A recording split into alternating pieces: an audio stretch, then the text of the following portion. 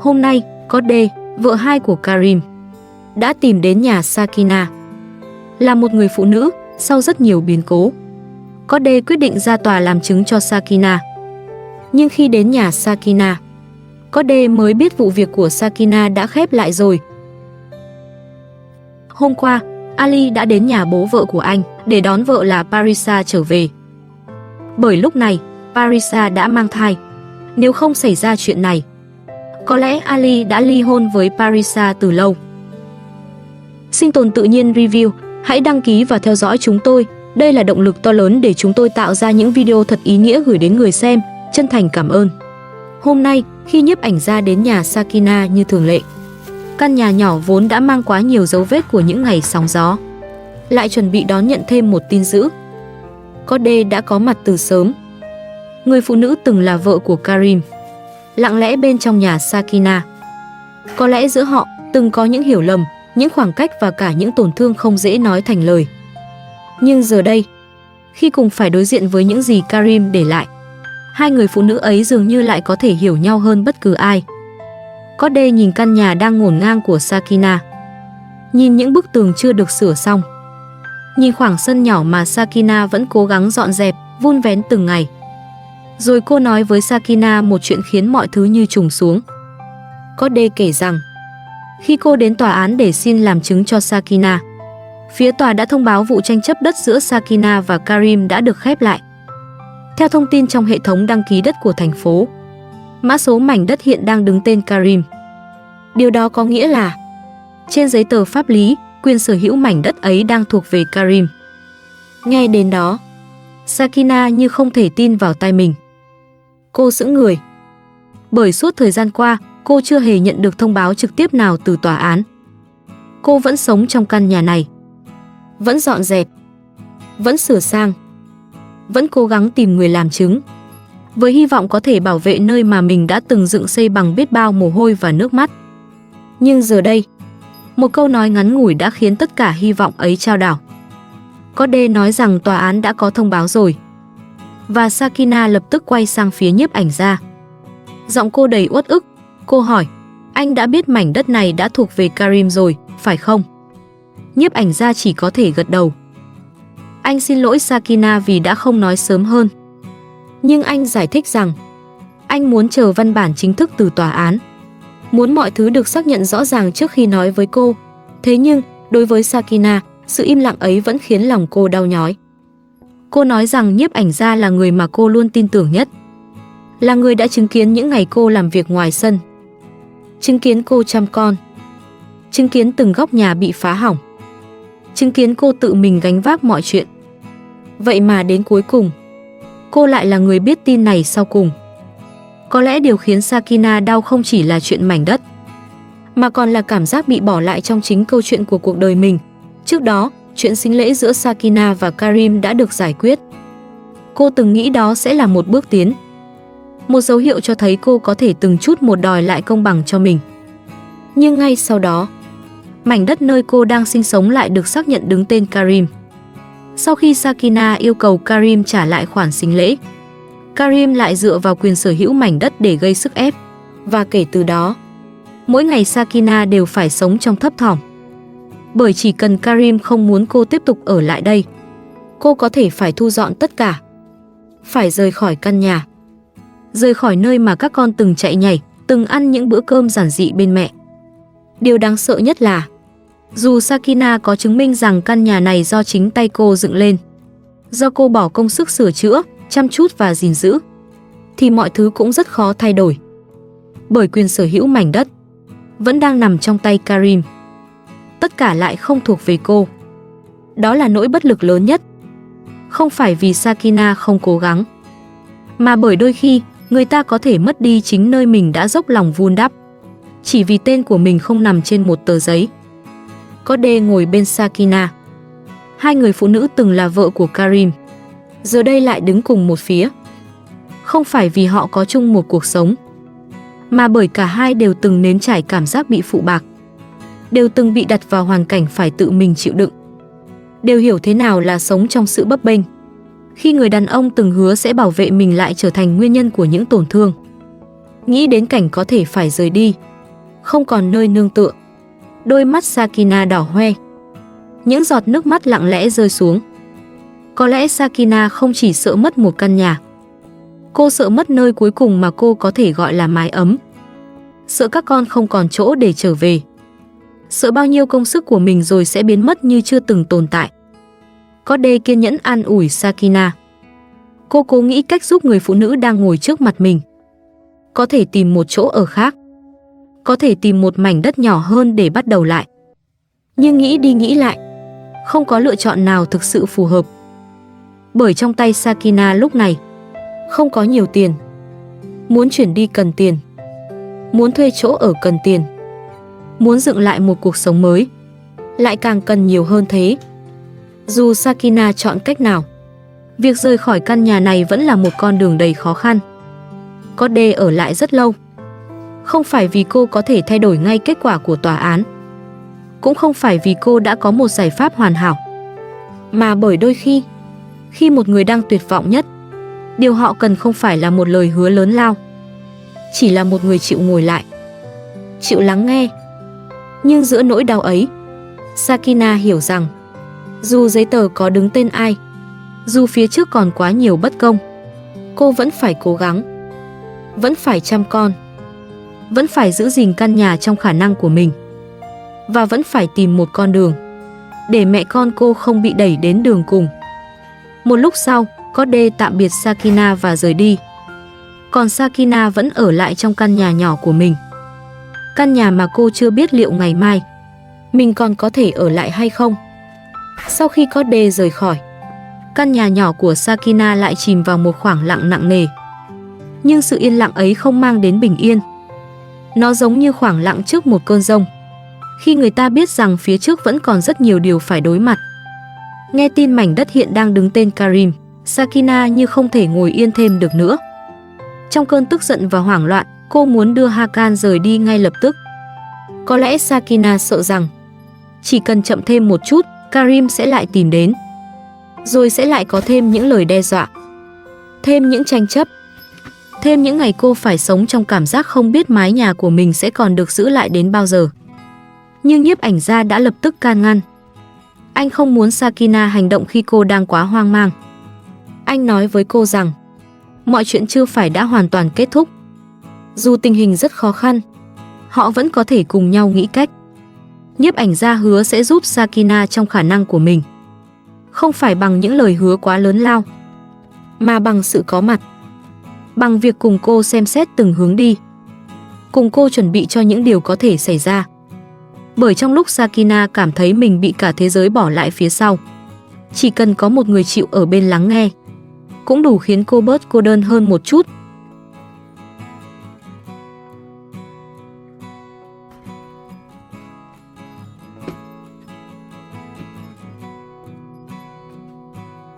Sau đó, Sakina chỉ biết ngồi lặng trong nhà.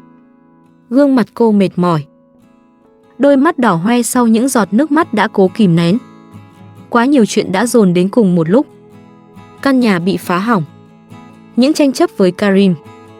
Các con không luôn ở bên cạnh. Giấy tờ đất lại không đứng tên cô. Và giờ đây, ngay cả nơi ở cuối cùng mà Sakina cố gắng giữ gìn cũng có thể bị lấy đi bất cứ lúc nào. Lúc này, Sakina không còn dám nghĩ quá xa. Cô chỉ nghĩ rằng kéo dài được bao lâu thì cứ cố gắng kéo dài bấy lâu. Ở lại thêm một ngày thì có thêm một ngày để chuẩn bị, có thêm một ngày để dọn dẹp căn nhà, thêm một ngày để chăm sóc khu vườn, thêm một ngày để tính xem nếu phải rời đi, mẹ con cô sẽ đi đâu. Không phải Sakina không muốn chiến đấu, mà bởi một người phụ nữ đã phải gồng gánh quá lâu, đôi khi chỉ mong có thêm chút thời gian để thở. Sakina mệt mỏi, rã rời. Những công việc nhỏ trong nhà cũng trở nên nặng nề hơn. Mỗi lần nhìn vào góc tường bị hư hỏng, mỗi lần bước ra khoảng sân từng được cô vun vén, Sakina lại nhớ đến chuyện mình có thể phải rời đi. Nỗi sợ ấy không ồn ào, nhưng nó cứ âm thầm bám lấy cô. Bởi Sakina hiểu rõ Karim. Theo những gì cô đã từng trải qua, Karim không chỉ là người có nhiều toan tính. Điều khiến cô sợ hơn cả là anh ta dường như luôn biết cách tìm vào điểm yếu của cô. Và điểm yếu lớn nhất của Sakina chính là các con. Karim có thể dùng các con để khiến cô phải dao động. Có thể dùng chuyện chăm sóc con cái để kéo cô trở lại những mâu thuẫn cũ. Có thể dùng mảnh đất này để gây áp lực, để khiến cô cảm thấy mình không còn lựa chọn nào khác. Sakina sợ rằng nếu cô không còn căn nhà này, nếu cô không còn một nơi riêng để sống cùng các con, thì Karim sẽ lại tìm cách buộc cô phải quay về cuộc sống mà cô đã cố gắng rời khỏi. Một cuộc sống mà cô luôn cảm thấy mình bị kiểm soát, bị đe dọa và không có quyền quyết định cho chính mình. Có lẽ đó là lý do Sakina không thể thật sự bình tĩnh, bởi đối với cô, đây không đơn thuần là một vụ tranh chấp đất đai. Đây là cuộc chiến để giữ lại quyền được sống bình yên, giữ lại một mái nhà cho các con, giữ lại phần tự do ít ỏi mà cô đã phải đổi bằng rất nhiều nước mắt. Nhưng dù sợ hãi, Sakina vẫn chưa bỏ cuộc. Cô vẫn ngồi đó, vẫn lặng lẽ suy nghĩ, vẫn cố gắng tính toán từng ngày một. Bởi có những người phụ nữ, dù đã mệt đến mức không còn đứng vững, vẫn phải gượng dậy. Không phải vì họ không biết đau, mà bởi phía sau họ vẫn còn những đứa trẻ cần được bảo vệ. Và Sakina cũng vậy. Giữa căn nhà đầy dấu vết tổn thương ấy, cô vẫn cố giữ lấy hy vọng. Hy vọng rằng rồi sẽ có một con đường khác. Một con đường để cô không còn phải sống trong run sợ. Một con đường để mẹ con cô có thể thật sự bình yên, mà không phải lo lắng ai sẽ lấy đi mái nhà của mình vào ngày mai. Dù cuộc sống đang chất đầy những nỗi lo, dù căn nhà có thể bị lấy đi bất cứ lúc nào, thì hôm nay Sakina vẫn cố gắng chăm sóc cho chính mình. Bởi cô hiểu rằng, muốn gánh vác được cả gia đình, trước hết cô phải còn đủ sức để bước tiếp. Giữa căn nhà nhỏ còn nhiều góc ngổn ngang, Sakina lặng lẽ chuẩn bị bữa trưa. Cô lấy phần thịt gà mà nhiếp ảnh gia đã tặng mấy hôm trước ra nấu. Không phải ngày nào Sakina cũng có thể chuẩn bị một bữa ăn đầy đủ như vậy. Cuộc sống của mẹ con cô vốn thiếu thốn. Mỗi khoản tiền đều phải cân nhắc, mỗi món ăn đều phải tính toán thật kỹ, để còn dành cho các con vào những ngày sau. Nhưng hôm nay, Sakina vẫn muốn nấu một bữa trưa tử tế. Có lẽ cô tự nhủ rằng, dù lòng mình có nặng trĩu đến đâu, dù phía trước còn biết bao chuyện chưa có lời giải, thì cô cũng không thể để bản thân kiệt sức. Bởi chỉ khi còn khỏe mạnh, cô mới có thể tiếp tục chăm Hakan, tiếp tục dọn dẹp căn nhà, tiếp tục gìn giữ những gì mình đã đánh đổi biết bao mồ hôi để có được. Mùi thịt gà dần lan ra trong khoảng sân nhỏ. Một bữa cơm đầy đủ hơn mọi ngày, đáng lẽ phải khiến Sakina cảm thấy ấm lòng. Thế nhưng khi thức ăn được đặt ra trước mặt, cô lại không còn chút khẩu vị nào. Có lẽ bởi trong đầu Sakina vẫn là chuyện mảnh đất, vẫn là lời Code nói trước khi rời đi, vẫn là nỗi lo rằng chỉ cần Karim muốn, cô và các con có thể phải thu dọn mọi thứ để rời khỏi đây. Mỗi miếng cơm lúc này dường như không còn đơn giản là một bữa ăn. Nó nhắc Sakina rằng cô phải cố sống, phải giữ sức, phải tiếp tục ngày qua ngày, dù trong lòng vẫn đầy bất an. Ăn trưa xong, Sakina không nghỉ lấy một phút. Những công việc nhỏ bé ấy vẫn chờ cô. Không ai có thể làm thay. Không ai có thể dọn căn nhà, chăm đàn gà, chăm khu vườn. Nếu Sakina dừng lại, cô dọn lại từng góc.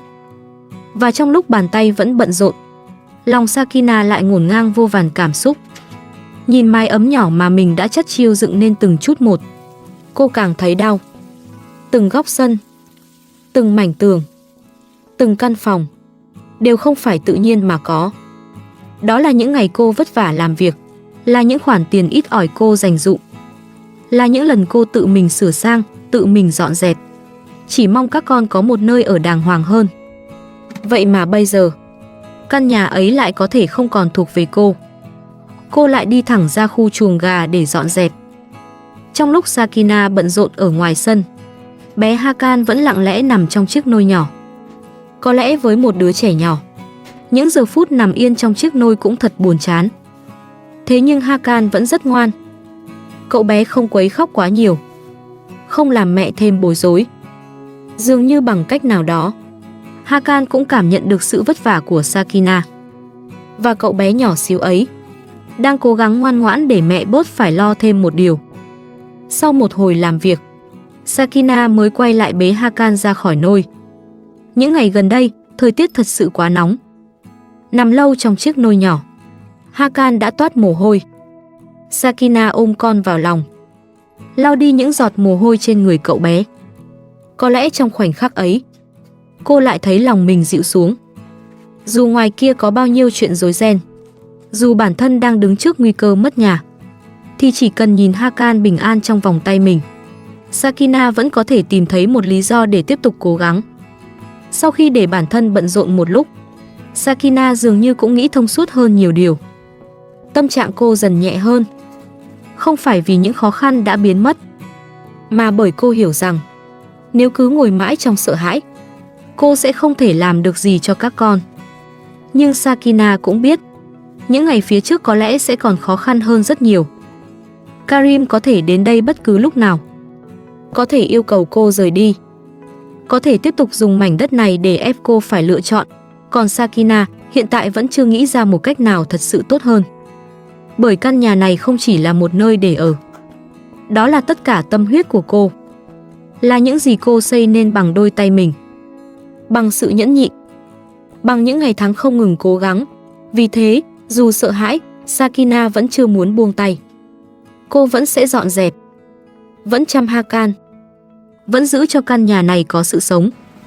Bởi đôi khi, giữ được một mái nhà không chỉ là giữ lại gạch, tường hay đất đai, mà là giữ lại hy vọng, giữ lại một nơi để những đứa trẻ có thể trở về, và giữ lại niềm tin rằng dù cuộc đời có đẩy mình vào khó khăn đến đâu, vẫn sẽ có một ngày Sakina tìm được con đường bình yên cho mẹ con mình.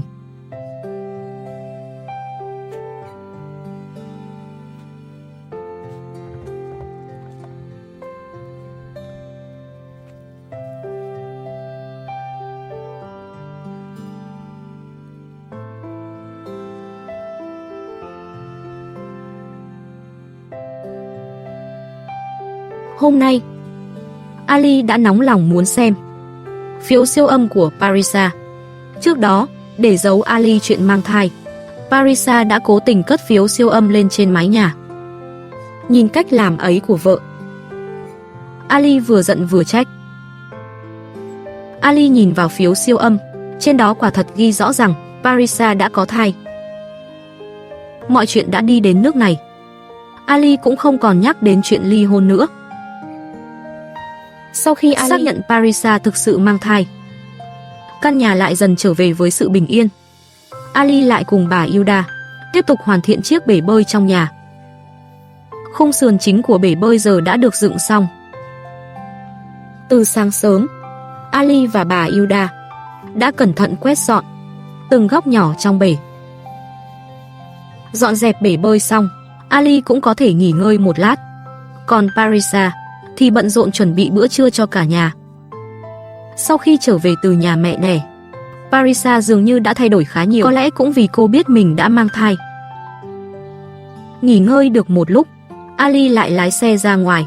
Anh định ra phố mua một ít nhựa đường, gạch ốp để hoàn thiện bể bơi, cùng vài vật liệu cần thiết khác. Chiếc bể bơi lần trước đã không thể sử dụng vì bị rò rỉ nước. Vì vậy lần này, Ali đã rút kinh nghiệm. Anh định phủ một lớp nhựa đường dưới đáy bể để ngăn nước thấm ra ngoài. Không lâu sau, Ali lái xe đến cửa hàng vật liệu. Tại nơi bán nhựa đường, anh chọn một thùng rồi đặt lên xe. Chưa mua đủ các vật liệu cần thiết, Ali lại lái xe đến cửa hàng gạch. Trước những mẫu gạch đa dạng bày đầy trước mắt, Ali đã lựa chọn rất lâu mới tìm được loại gạch mình ưng ý. Phải nói rằng, Ali thật sự rất để tâm đến những đứa con của Sakina. Anh luôn nghĩ cho chúng, chỉ cần là điều bọn trẻ yêu thích, Ali đều cố gắng hết sức để đáp ứng. Mua xong mọi thứ, Ali mới mãn nguyện lái xe trở về nhà. Thấy Ali đã về, bà Hilda vội chạy ra phụ anh khuân đồ. Parisa thì ngồi trước cửa nướng thịt. Nhưng hôm nay, cô dường như không được vui, gương mặt cứ luôn đượm vẻ buồn bã. Sau khi Ali và bà Hilda dỡ hết đồ trên xe xuống, cả gia đình cũng bắt đầu dùng bữa trưa. Trong bữa ăn, Parisa vẫn ít nói, gần như im lặng, có lẽ cô không thật sự đồng tình với việc Ali xây bể bơi. Ăn trưa xong, Ali mang thùng nhựa đường đã chuẩn bị ra quét lớp chống thấm cho bể. Phải nói rằng, để xây được chiếc bể bơi này, Ali đã dành rất nhiều tâm sức. Anh cũng bỏ ra không ít tiền bạc. Bà Hilda thì không ngừng ở bên phụ giúp Ali, còn Parisa nhìn Ali hết lòng vì việc xây bể bơi như vậy. Trong lòng cô lại cảm thấy không dễ chịu, bởi cô không thể chấp nhận việc Ali đã cưới mình, mà vẫn luôn nghĩ cho con của người phụ nữ khác. Ban đầu, Parisa chỉ định mang nước ra cho Ali uống, nhưng rồi cô nhìn thấy Ali quá tận tâm với những đứa trẻ của Sakina, nên khuyên anh vào nhà nghỉ ngơi một chút. Nhưng Ali lại không đón nhận thiện ý ấy. Anh bảo Parisa đừng xen vào chuyện của mình và hãy yên lặng trở vào nhà. Vì chuyện đó, hai người lại cãi nhau. Thấy tình hình không ổn, bà Hilda vội vàng chạy đến can ngăn vì Parisa đang mang thai. Bà khuyên Ali hãy bình tĩnh lại, đừng nổi nóng với Parisa. Sau một hồi được bà Hilda khuyên nhủ, cuối cùng cuộc cãi vã cũng lắng xuống.